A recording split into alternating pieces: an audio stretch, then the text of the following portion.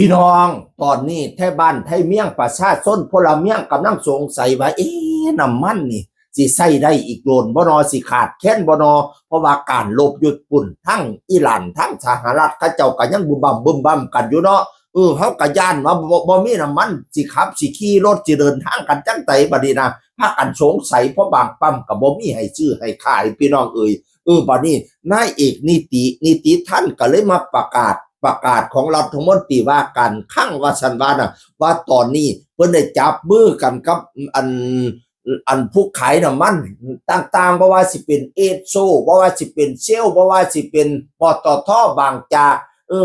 ผู้ค้าผู้ขายมาเว้าน้ำกันบอกว่าเรามีน้ำมันสามารถมีน้ำมันใช้ไปได้อีก96 วันหรือประมาณ3 เดือนบ่ขาดแค่ดอกพี่น้องป้องไปบ่ต้องตกใจพะนะว่านั่นน่ะมีใช้อย่างสะดวกสบายได้อีก3 เดือนพะนะเพิ่นว่าจังซี่พี่น้องเพิ่นมาประกาศของรัฐมนตรีว่าการคลังพี่น้องว่าใช้ได้อีก3 เดือนเฮาก็บ่มั่นใจปานใดเนาะผู้ลางคนไปเติมมันก็บ่ได้อีหลีเด้พี่น้องมื้อนั้นข้อยเห็นหมอลำบ่อยแล้วออกมาเว้าว่าเราขี่รถไปหาเติมน้ำมัน7 ปั๊มบ่ได้จักปั๊มบอกติดป้ายประกาศบอกไว้น้ำมันหมดพะนะว่านั่นน่ะ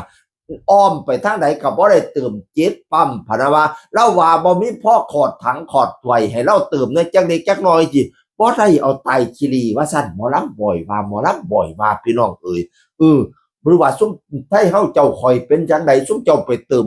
แล้วเป็นจังไดสถานการณ์น้ำมันทางบ้านตู้เจ้าทางน้ำปั๊มน้ำมันทางตู้เจ้าเป็นจังไดเติมได้บ่บางคนบอกว่าเติมได้อยู่แต่คันเอาแกลลอนไปเขาบ่เติมให้พะนะว่านั่นน่ะเอาคัน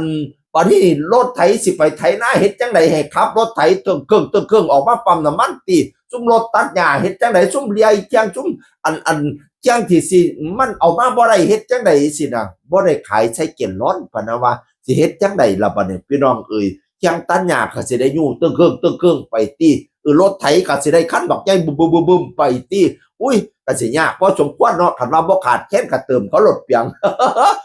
แต่อีกจักนึงคันว่าเติมให้ผู้ลางคนก็บ่แม่นเอาแกลลอนน้อยๆไปเอาถังบักใหญ่ไปใจฮีดติแหมเอาใช้รถไถปิกอัพไป3 ถัง4 ถังไปเติมจนว่าพ่อเฮียพ่อแห้งผู้เข้าแถวก็เข้าแถวว่าสั่นตัวเพราะว่าเติมใส่ถังบักใหญ่ปานใดมันสิเต็มง่ายล่ะบัดนี้น่ะพี่น้องมันก็เว้ายากอยู่เนาะจักเสียจังไดดีพี่น้องนั่นล่ะเพิ่นมาประกาศบอกว่าบ่ขาดแคลนว่าฉันว่านั่นน่ะแต่บางคนก็บอกว่าคันว่าบ่ขาดแคลนไปหาเติมคือยังเติมยากอยู่จังซี่นะ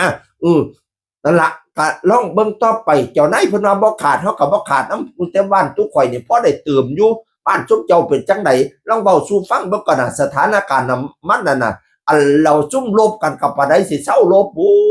มันข้ามาแกล้งกันยังกระดอกกระเดียเนาะว่าชายแดนเขมรเป็นตาย้านแล้วทั้งพู้นั้นเป็นตาย้านเด้เขาเจ้าอันนี้ระดับประเทศอันนั้นระดับโลกเด้ทั้งอิหร่านทั้งสหรัฐพุ่นโอ้เขาเจ้าลบกันอีหลีพี่น้อง